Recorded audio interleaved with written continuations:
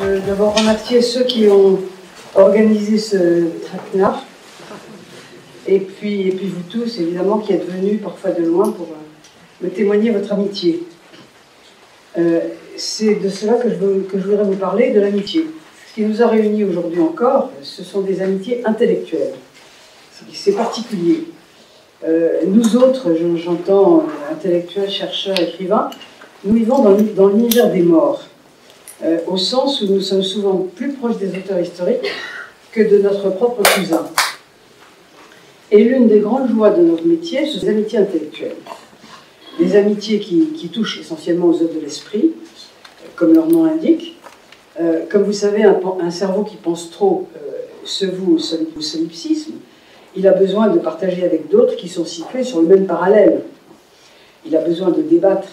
Mais ces amitiés spécifiques ne sont pas seulement les rencontres de deux ou plusieurs cerveaux, ce sont des personnes entières qui se rencontrent à partir de complicité de la pensée. Et c'est bien, dans ce cas, la pensée qui, interrogative, démonstrative, véhémente, dévoile la personne tout entière dans le halo du regard de l'autre. Ce sont bien des amitiés puisqu'il y a la égalité, reconnue de part et d'autre, dans les œuvres de l'esprit. C'est aussi bien la pensée qui peut séparer, comme je vais en donner un exemple tout à l'heure, les amitiés intellectuelles se brisent en cas de désaccord sur des convictions ou des analyses. Le poète Hugo von Hofmannsthal avait publié entre deux guerres un ouvrage d'aphorismes qu'il avait intitulé « Le livre des amis ». Les aphorismes venaient aussi bien des grands auteurs, par exemple Goethe, bien sûr, Burckhardt, Blake, etc., que de ses propres amis de l'époque, qui étaient tous mélangés, les morts et les vivants, c'est bien un peu ainsi que nous vivons nous autres, des gens en chair et en os, qu'il rencontrait dans les cafés, ses amis. Pour relier les vivants et les morts, il parle d'un collège invisible. Son livre n'est rien d'autre que cela, une reconnaissance des dettes innombrables. Les amitiés intellectuelles sont des aventures de l'esprit. Elles se nourrissent de débats sur les événements, sur les courants de pensée. Elles y intègrent des questions de l'existence privée, laquelle est à la fois façonnée et parfois dévastée par la grande histoire. Elles évoluent, elles fluctuent comme n'importe quelle aventure. Le sentiment et l'émotion y ont leur part, comme dans n'importe quelle relation. Enfin, et c'est là évidemment le plus important, elles grandissent par l'admiration réciproque, car on ne grandit que d'admiration. Alors pour vous remercier de cette journée, manifester les dettes que j'ai à votre égard à tous, je voudrais vous citer brièvement quelques textes littéraires que j'ai choisis, exprimant ces sortes de débats, conseils réciproques, connivences qui nous ont réunis aujourd'hui. Et ceci, je le fais en pensant à Jean-François Mattei et à Denis Tillinac, qui nous manquent. Alors, d'abord, ce sont des textes. L'amitié est une exhortation à bien vivre. Chacun étant parfois, c'est ce qui arrive, le philosophe de l'autre.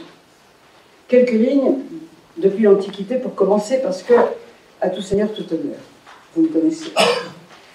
Dans le début des lettres de Sénèque à Lucilius, le conseil de Sénèque à propos du carpe diem. Sénèque salue son cher Lucilius. Fais-le, mon cher Lucilius, revendique tes droits sur toi-même, et le temps qui jusqu'à présent t'était enlevé, soutiré, ou qui t'échappait, ressaisis-le et ménage-le. Sois convaincu qu'il en va comme je l'écris. Il est des instants qu'on nous arrache, il en est qu'on nous escamote, et il en est qui nous file entre les doigts. Le plus blâmable, toutefois, est la perte par négligence. Ainsi, si tu veux bien y prêter attention, la plus grande partie de la vie se passe à mal faire, une large part à ne rien faire, la totalité à faire autre chose que ce qu'on devrait. Fais donc, mon cher Lucilius, ce que tu m'écris que tu fais, saisis-toi de toutes les heures. Carpe diem. À présent, je reviens à notre temps. Deux philosophes, beaucoup d'entre vous connaissent ce texte, deux philosophes se trouvent accueillis dans une maison de santé en 1920 à Moscou, en pleine guerre civile.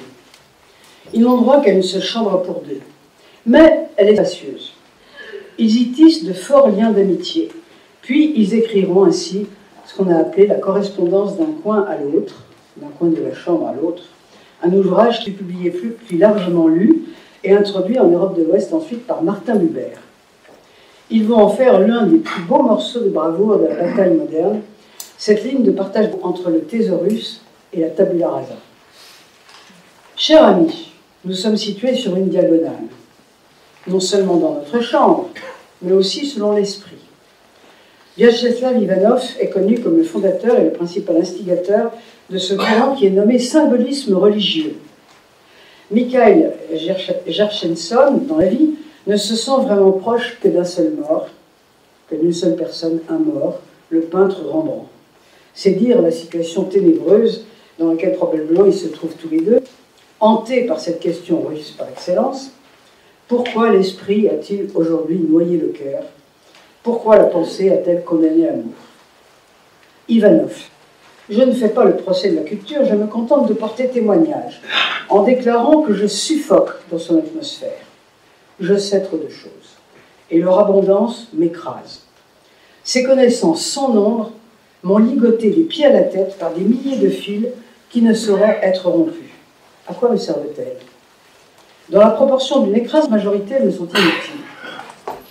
Je n'ai guère besoin d'elles dans l'amour et dans la douleur. Ce n'est pas grâce à elles que peu à peu, à travers les erreurs fatales et les conquêtes inattendues, je commence à entrevoir lentement ma destination. Ce n'est certes point à elles que je songerai à ma dernière heure. Mais elles encombrent mon esprit de gravois, elles se mêlent à chaque instant de ma vie et forment un rideau poussiéreux entre moi et ma joie, entre moi et ma souffrance, et ainsi pour chacune de mes pensées. Ces myriades de connaissances impersonnelles, ces innombrables conceptions, vérités, hypothèses, règles de pensée, lois morales, enregistrées par la mémoire, tout ce fardeau de richesse intellectuelle dont chacun de nous est chargé, là est la cause du mal qui nous épuise. Je sais, je crois, qu'une autre création et une autre culture sont possibles.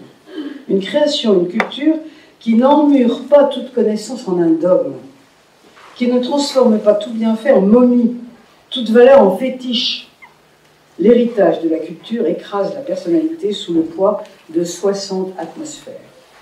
Gershensson. La culture elle-même, prise dans sa véritable acception, n'est pas, selon moi, une surface horizontale, une plaine couverte de ruines, ou un champ semé d'ossements. En elle aussi, il y a quelque chose de vraiment sacré. Dans cette acception, la culture n'est pas seulement monumentale, elle est aussi initiatrice selon l'esprit. Car la mémoire, sa maîtresse suprême, fait participer ses véritables serviteurs aux initiations des aïeux, et ressuscitant en eux ces initiations, leur communique la force d'initiative, celle des nouveaux commencements et des nouvelles audaces. Mais Gershensson a parlé avec une sorte de condescendance, et Ivanov lui dit ironiquement « Cela me divertit de vous voir me traiter comme un médecin traite un malade. »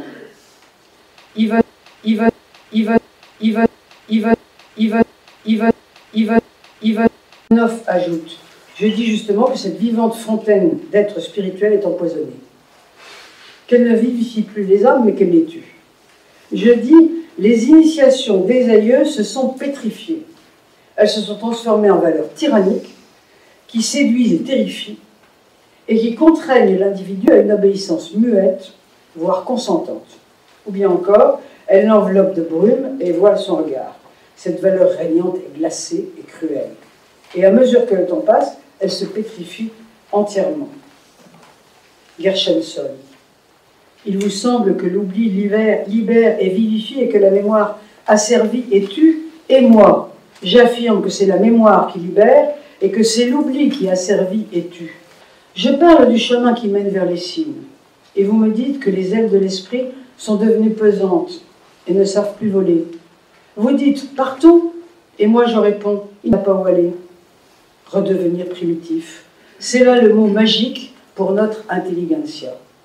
Cette soif prouve à quel point cette intelligentsia est déracinée. Ceux qui ne se souviennent point de leurs origines sont des esclaves en fuite ou des affranchis, et non point des hommes qui sont nés libres. Mais Gershensson a parlé sur un ton de colère. « Vous vous fâchez, c'est mauvais signe, observe Ivanov avec ironie. » Cette joute amicale fut confiée au jeune éditeur Alkonost de Pétersbourg. Il n'y a pas de plus belle méditation sur l'écroulement d'un monde. Je passe à un autre texte. Dans Sioran Inolka, l'ami lointain, Paris-Bucarest. Le sujet du débat est celui-ci: vaut-il mieux s'exiler ou non? Sioran livre un morceau de bravoure à propos de son difficile apprentissage du français, et certains ici connaissent bien ce dossier. Sioran: ce serait entreprendre le récit d'un cauchemar que de vous raconter par le menu l'histoire de mes relations avec cet idiome d'emprunt. Ces mots pensés et repensés, affinés, subtils jusqu'à l'inexistence, courbés sous les exactions de la nuance, inexpressifs pour avoir tout exprimé, effrayants de précision, chargés de fatigue et de pudeur, discrets jusque dans leur vulgarité. Il n'en existe pas un seul dont l'élégance exténuée ne me donne le vertige. Plus aucune trace de terre, de sang, d'âme en eux.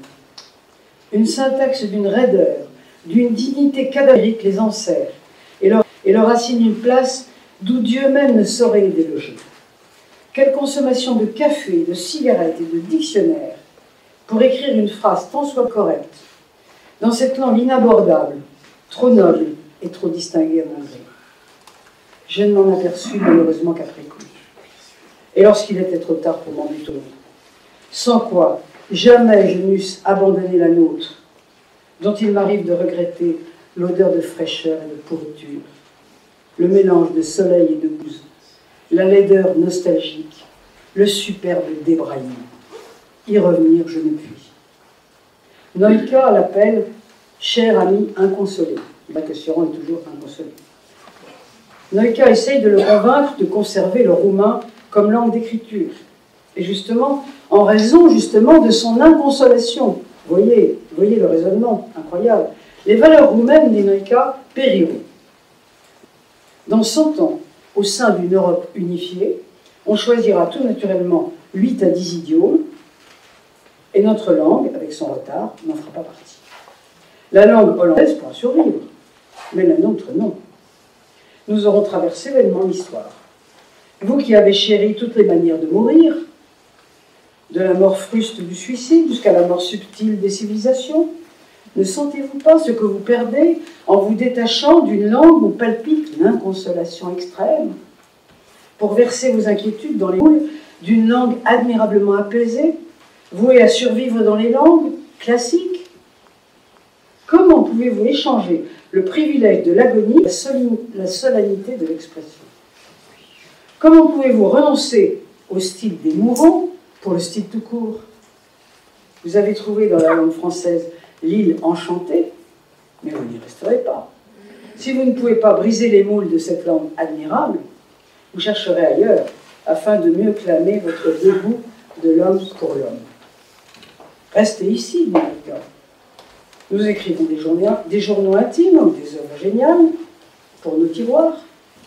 Tout compte fait, l'exil est mieux ici. Voilà le genre de conversation, le genre d'amitié intellectuelle dont nous pouvons surprendre quelques bribes. Un autre texte. Arendt et Jaspers s'appellent très cher, ou signent de tout cœur vôtre, et finalement ils se tutoient. Elle lui envoie au début son admiration et son affection, je cite. Elle est plus jeune, elle est son élève, mais finalement ils sont à égalité. Le débat intellectuel tient toute la place. Et cependant, la relation est incarnée par les descriptions de la vie quotidienne.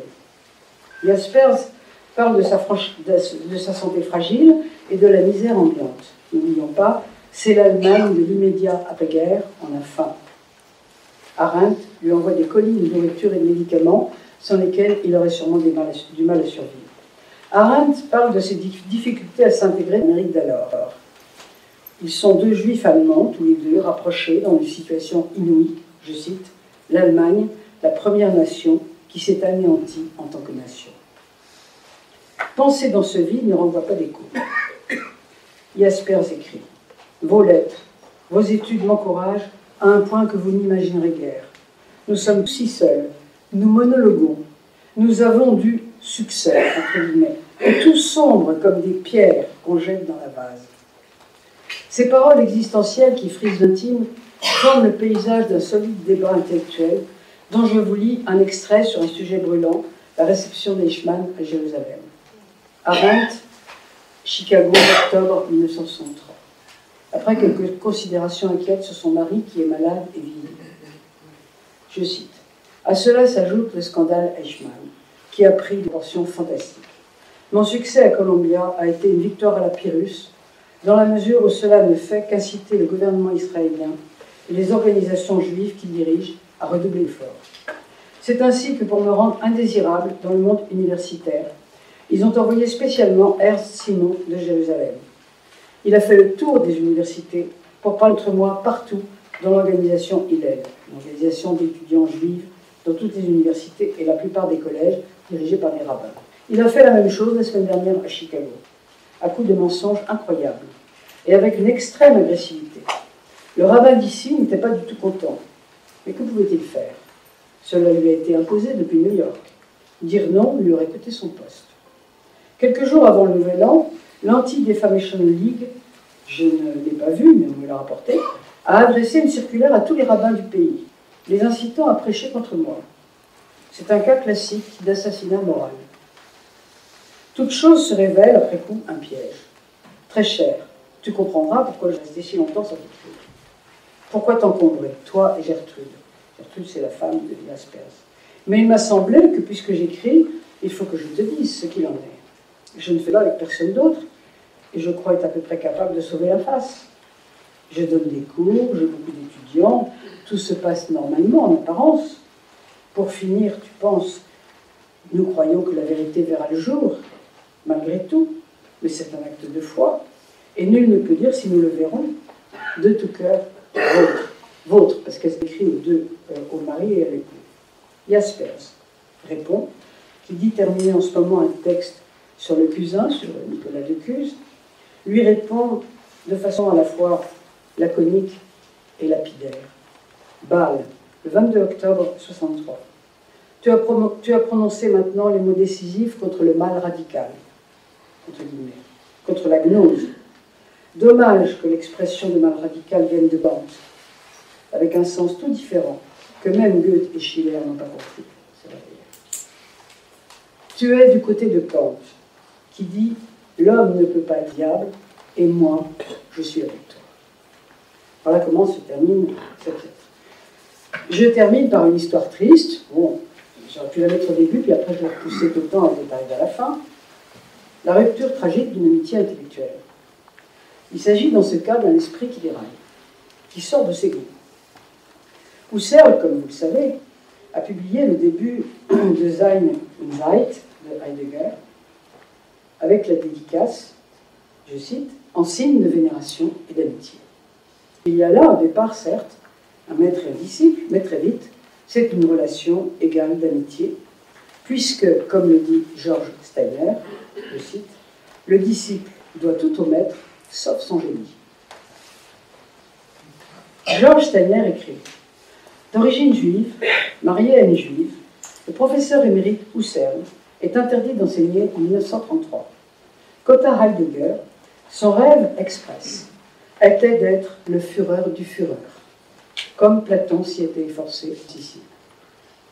Arborant les insignes du parti à sa boutonnière rustique, le nouveau Magnificus, c'est-à-dire le Faust de Busoni, traite de haut son maître et bienfaiteur, prostré, méprisé. Alors Husserl écrit, je cite, « Je ne porte aucun jugement sur sa personnalité. Elle m'est devenue totalement incompréhensible. Il fut, pendant presque une décennie, mon meilleur ami. C'est évidemment terminé.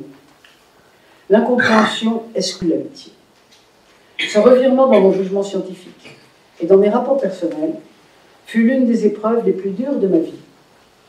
La trahison de Heidegger fut une attaque contre les racines les plus profondes de mon existence, ajoutera plus tard Husserl. Et Georges Steiner conclut, c'est l'une des histoires les plus tristes dans l'histoire de l'esprit. Alors je voudrais vous dire ici combien ma vie a été entièrement illuminée par les amitiés intellectuelles partagées avec nombre d'entre vous. Dans les communautés familiales et sociales, nous nous sentons souvent différents des autres, et les complicités de pensée avec certains êtres rares qui sont proches de nos préoccupations sont d'autant plus précieuses. Voilà, c'est de cela que je veux vous remercier aujourd'hui.